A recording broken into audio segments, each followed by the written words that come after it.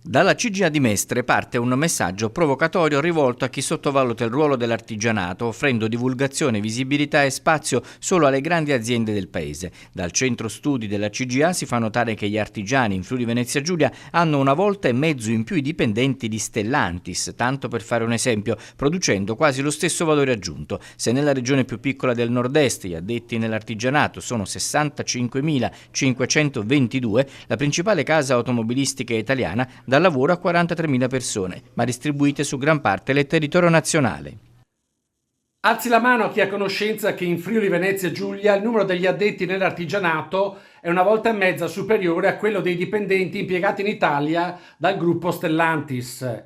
Ed ancora che gli artigiani friulani e giuliani e la principale casa automobilistica del paese producono quasi lo stesso valore aggiunto.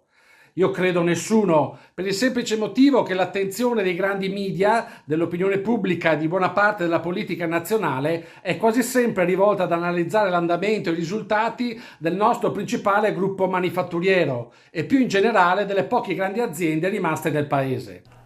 Si tratta, come detto, di una provocazione, per stessa ammissione della CGA, che intende stimolare una riflessione sull'importanza dell'artigianato, delle piccole e medie imprese, che rappresentano uno dei pilastri su cui poggia il sistema economico regionale.